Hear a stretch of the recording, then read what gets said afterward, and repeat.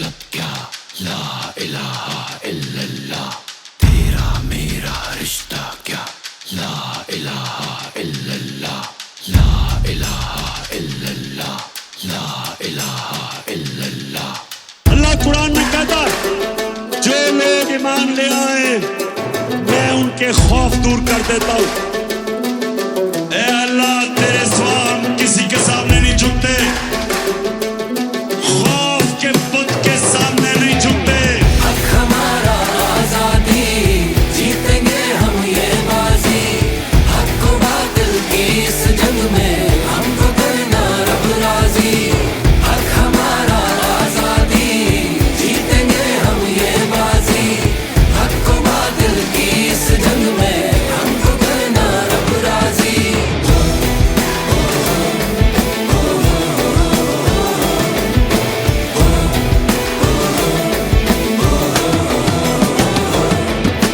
कौम सभी तैयार है, अब आर है या पार है, खून की ललकार है, अब आर है या पार है।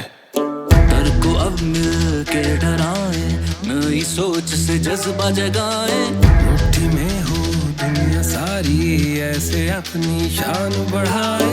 अपनी हो